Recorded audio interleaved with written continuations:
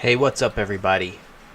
Gray Game here, back with a solo episode of the Social Club. I guess today we can call it the AntiSocial Club. I just wanted to give everyone a heads up. I know I said I'd be doing weekly podcasts. Unfortunately, between work and personal, I have not been able to keep up with the weekly release date. I'm going to try my best to be better at that. I just wanted to give everyone a heads up. So, right into the meat of this episode, I just want to talk about games I've been playing, updates on them. I've been trying to get back into D&D. After all, one of my co-hosts, Devin, he always talks D&D. He's a big D&D guy. He got me in the, I guess, zone to want to play D&D again. I was pretty hungry for it. Me and my guy friends were all getting together, be like, hey, let's get together, but that hasn't happened either.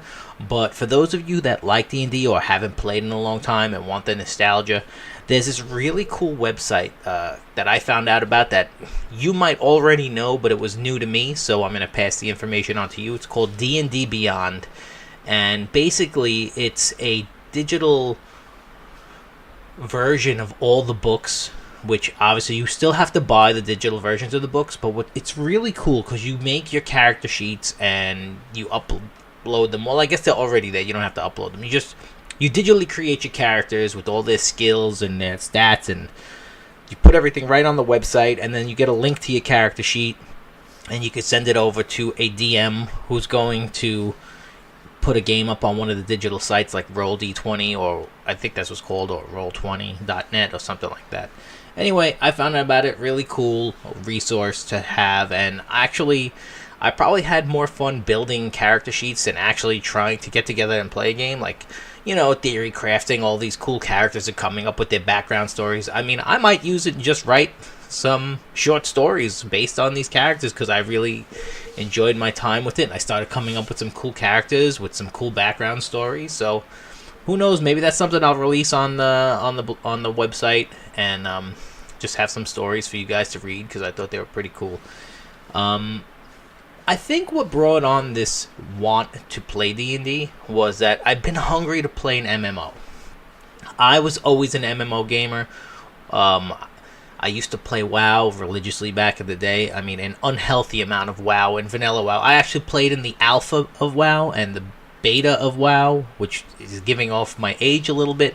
I had the vanilla WoW Collector's Edition, the Burning Crusades Collector Edition I still have in my house. I played up until Lich King released. I played Lich King for a bit, and then I had to get out of it because it was becoming a bit unhealthy how much I was playing it, and there was other things going on. I've talked in past episodes that I'm a musician, so my band was starting to pick up at that point in time, and you can't chase your dream while playing a hardcore MMO like that. Well, being hardcore into an MMO like that, if you're the type that could just log in, do some dailies, some crafting, maybe a dungeon, and go, like, spend like a half hour to an hour a day in a game, yeah, then you could do it. But that wasn't me. I had to be all in it, raiding, doing all that crazy stuff. Anyway, so I've been really hungry to play an MMO, but I think that the current state of MMOs is it's not for people like me. I feel that a lot of the MMOs right now are super casual. They're trying to go more of like an active combat, which I'm all like, I like the active combat in a sense, but I don't know, they don't feel traditional. Like, a lot of the games out right now, you don't need the proper group makeup. It doesn't even feel like there is proper group makeup of tank, DPS, healer, support. Like that's something that I miss and I really want to play. I want to get together, meet people, be social, be in a fantasy world, and have a designated role, And I feel a lot of the MMOs right now, you just run in with a group of people, and it's like almost all the classes are essentially just DPS. And it's just fucking, raffle stomp the fucking bosses and the mobs, and you're done. You get some new shiny gear, and then you just go in, and it's real no need for like aggro control or things like that. I was thinking about going back into WoW, and then I was like, you know what? I remember playing Final Fantasy 14 about 5 years ago when it released, and I thought it was pretty cool. Let me give it a shot again. So I started playing Final Fantasy 14. I've been investing a good amount of time into that, and I'm really liking the game. I only have the vanilla version of it. I didn't want to buy the expansions yet because I wanted to see if I was actually going to play it. And then I found out that come July, which is only a month away, the next expansion drops, Shadowbringers, and I was like, you know what? Why am I going to buy an old expansion for the same price as the new one when the new one comes with all the previous content in it? So I pre-ordered the new expansion coming out, and now I just have to wait because I've been grinding the shit out of that game, and I got my white mage up to level 50, which is the max, and now I can't do any more content, even though there's a ton of content for me to do and spells. I can't break through the ceiling because I don't have the other DLCs that released, so I'll do that. But I started leveling some alts. I started leveling a ranger / bard, pretty fun. But then I started leveling the Marauder, which is a 2-hand axe-wielding tank. And I'm having a really good time with that. I already got him to level 34, I believe, or 35, something like that. And so he's almost 50 also. And really good game. Really, really good game. It's scratching that itch a bit. I just have no one to play it with. You know, I miss playing with friends. So that's the other thing. But I'm still on the hunt because I'm still looking for something new, something different. Again, I want something that's traditional like that, class-based. But I want something that, you know, I don't know, something new. But if you guys know of anything, post it on the Facebook Geeks Unleashed. Excuse me, it's not Geeks Unleashed. That's my YouTube. You can post it on any of my videos. Post it on my Facebook, Gray Gamer, or on my Twitch. Yeah, so I'm looking for some new MMOs to play. It seems like everything's kind of like a gotcha, like those, you know, mobile games. Even there was this one that I saw on that's being released on PS4 called Caravan Stories, I believe it's called, and I got super excited. It looked like a Japanese anime-influenced MMO, and I was like, oh, wow, the art style's great. This looks like something I could really get into. The characters, all the different races, and the skills. And then when I actually found it, it's a mobile game that's being ported to PS4 that plays like a mobile game. And they're calling it an MMO. It's not an MMO. It should be MMO, a mobile multiplayer online. You know, like it's when you look at mobile games and gacha games, I'm not saying that they're not fun, but it's not an MMO. Don't call it an MMO. So yeah, I'm just looking. Someone was telling me to play. What's the name of that game? I can't believe I forgot. Black Desert Online. Now, as great as the graphics look, and it seems the combat looks really fun, and there's a lot of grinding, I don't think it looks like it has traditional group makeup, and that's what I'm missing. I want a game that has traditional group makeup. You cannot get through a dungeon without a tank or a healer, and that's just, in my opinion, how it should go. You should not be able to beat a dungeon without a tank and a healer. You know, someone to grab the aggro, absorb the damage, someone to heal up his damage while the DPS has to maintain not pulling aggro off the tank, you know, and efficiently killing the enemy before, you know, everyone runs out of resources. I'm watching a lot of footage of people play Classic WoW in beta. I'm not gonna lie, it's kind of intriguing, you know, watching people play, and the reason why it was Classic WoW, in their opinion, is better than current WoW, and it's probably for the reasons I'm saying that. It's a bit more hardcore. It seems like there's a lot more to it. So that's something I may do. I might keep my eye on. Now I'm gonna segue here. Speaking of Japanese, you know, RPGs and MMOs, there is a game that I just got invited to the beta, which I have played, called Granblue Fantasy Verse, which Granblue Fantasy is a JRPG, and Granblue Fantasy Verse is, they took the characters, the world, and the story of the JRPG, and they turned it into a fighting game, and it's made by Arxis. I believe that's how you say their name.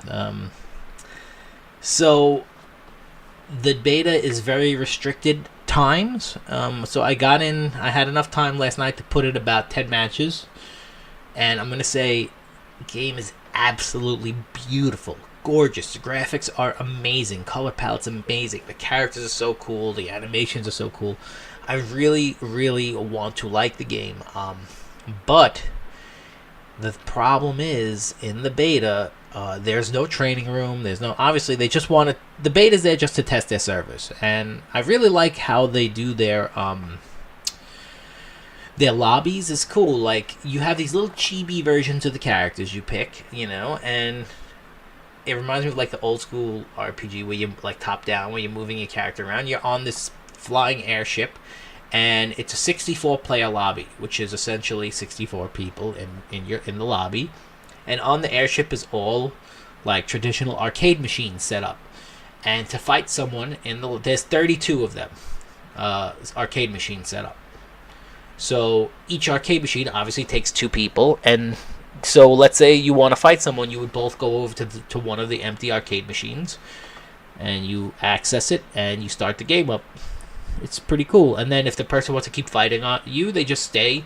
You can keep rematching and just stay on the arcade machine. When they had enough, or if you had enough, you get up and you go find someone else on a different arcade machine. So it's a pretty cool system, and I actually really like what they did with that.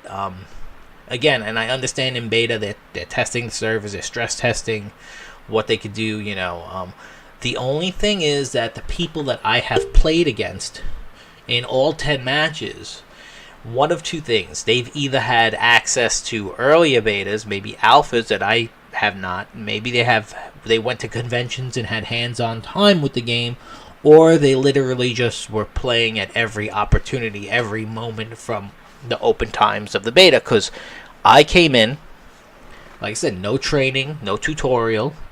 I'm trying to learn. It's a fighting game that I've never played before, so I'm trying to play said game, trying to discover. I don't know what the characters do. I don't know what the buttons do. I don't know the command inputs. I don't know combos, if there are combos, what strings together. I am going in blind, yet every person I fought knows. It seems like they all knew they're doing wall bounces and rebounds and supers and fucking EX skills and air juggles, and I just got stomped and stomped and stomped. And then every once in a while I'd be like, all right, I keep, I'm a glutton for punishment, so I'll keep rematching. I don't want to be a bitch and want it out, So I would go to rematch them, and occasionally I'd squeeze and steal around through some chip damage or some basic attacks, guard. I was landing a lot of throws when I noticed people are so busy trying to land their fancy combos that if you block, sometimes you'll get a good throw on them. But again, it's just... And then when I beat them, they'd get pissed off and they'd come back with total, try-hard mode. And then I couldn't even land anything. So, game seems really, really good. Combat is fun. It's a little clunky, a little heavy, but that doesn't bother me because you're playing these fantasy characters and all this armor and stuff. It's one I'm definitely going to keep my eye on. Who knows when it drops? I don't know when the release date is because I didn't look into it enough. When it drops, I may pick it up. I don't know if I'll get it at launch. It's probably something I might buy down the line when the price drops. Who knows? It's definitely one to keep your eye on if you're into fighting games. It kind of reminds me of... Okay, so a friend of mine who knows nothing about it asked me to describe. He goes, what kind of fighting game is it? Is it like Marvel vs. Capcom? No, it's not like Marvel vs. Capcom. It reminds me of... Okay, so you know how Dragon Ball FighterZ is kind of like Marvel vs. Capcom fighting speed? Take Dragon Ball Fighters... Excuse me, not FighterZ, it's Fighters. Dragon Ball Fighters, and take the graphics of that and slow it down to maybe like a Street Fighter Third Strike speed, and you have Granblue Fantasy. So it's a little bit more traditional speed. And again, I like that. There's not these crazy dashes and, jumping 3 screens high and doing, all these combos. But, yeah, and some people would. I didn't even know how to play. And these people knew how to play, and they would still be cheap. So that shit always burns my ass, You got these people just trying to corner cheese you and do all this crazy to keep you, right where they want you. Even though they know all the combos, they know all the shit, and I'm just like, button. At one point, I just started getting frustrated. I was just button mashing, like total furious button mashing, and that's totally not my personality. Anyone who knows me knows I'm not a button masher, but it was just really getting to me. So I shut that game off after that, and then I went to play some Ghost Recon. That was last night. Ghost Recon Wildlands, which again I haven't talked about games in a few weeks. I haven't had a podcast going. Those of you that don't know, that are fans of Ghost Recon, there's a new one coming out, I believe, end of August. Looks really good. I think it's called Breakpoint, and looks really good. That's one I'm almost definitely picking up. I got to see what other games released that month and so on and so forth, but I really enjoyed my time with Ghost Recon Wildlands. It's funny because Ghost Recon Wildlands dropped a little after Division dropped, and I remember when it dropped, I was like, it looks cool, but there's no way I'm getting it because I already have Division. And then I waited, and several months, maybe a year down the line, they had a really good Ubisoft sale on the PSN, and the game was pretty cheap. I think I got it for like $18 or $25 with the season pass. I don't know, something silly like that. And I picked up the game. I convinced some friends to pick up the game, and we had an absolute blast. I mean, a blast. When we were playing in the co-op, the campaign mode, we had a great time, and it was so much fun. And then I got into the Ghost War, the PvP, with another one of my friends. It's funny, the friends that I played the campaign with, they're not really PvP guys. They like campaign games, single player, co-op, that type of thing. And we had a blast in the campaign. And then I took all my PvP friends and we went into the Ghost War. And again, it's a game I still revisit after all this time because it's good and it's unique. So I think Breakpoint is going to be a really good one. Looks a bit more tactical. So we'll see how it plays out. Hopefully I get into the beta for that when it drops, and I will be streaming it on Twitch, and I'll try to put some videos up on YouTube, which I'm really bad about putting videos on YouTube, for those of you that don't know. It's something I need to get better at, and I just don't create content on YouTube well. Like, I usually will just cut live footage and put it right up, but I should be editing and talking over and doing all that type of thing. I think I have only a few videos. When For Honor first dropped, I did a bunch of tutorial and a handful, I'm not going to say a bunch, a handful of tutorial and edited videos, and I thought I was going to stick with it, and I didn't. And then I did one for Anthem when they had the beta, the alpha and the beta, and I mean, I was hyping Anthem up because I thought it was going to be something great, and then when it dropped, man, what a disappointment. What a shit show that game is. But I could go on an entire episode talking about what a shit show that game is, which I'm not going to, but since I'm talking about shooters, they also just dropped a new trailer. Well, the first trailer for the new Call of Duty Modern Warfare. I think it's a reboot. Interestingly enough, it's being developed this time by Treyarch, who does the Black Ops series. So it seems like Activision's like, hey, Treyarch, your game sold really well. Regardless if people liked the last Black Ops or hated it, and it sold really well. So I think they were like, we're going to give you an opportunity to run with the main franchise of Call of Duty. And when I saw the trailer, it was really surprising because it seems to me that they're taking it in a totally different direction from Call of Duty.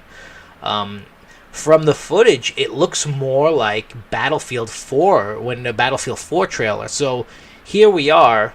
What a world. What a crazy industry gaming is.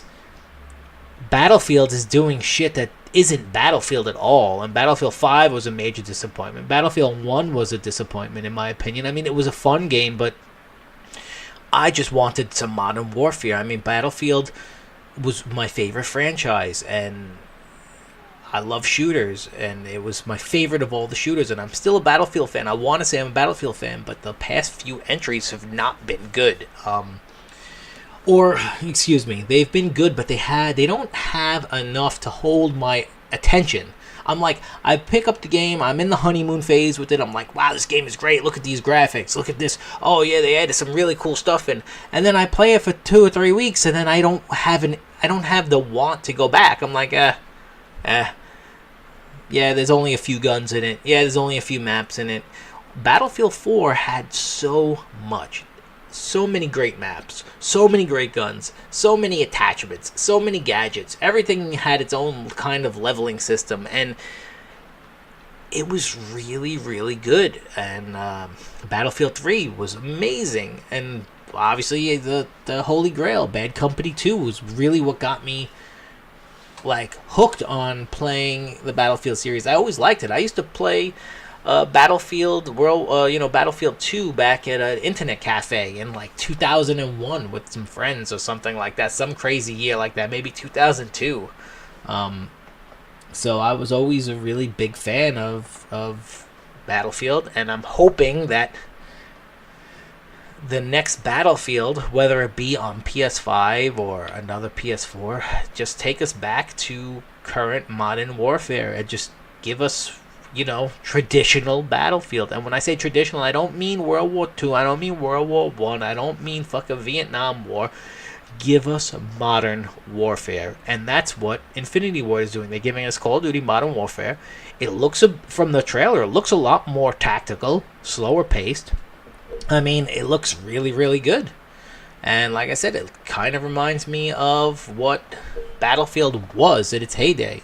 It looks like they're taking some elements from Rainbow Six Siege with bullets piercing through walls and all that type of stuff. And now, will that follow it into the multiplayer? Is that just single player? We don't know. I guess we'll find out at E3. Real quick, I also told, bringing up E3, I just wanted to say, everyone who knows me knows one of my favorite games. It's a love-hate relationship, For Honor from Ubisoft.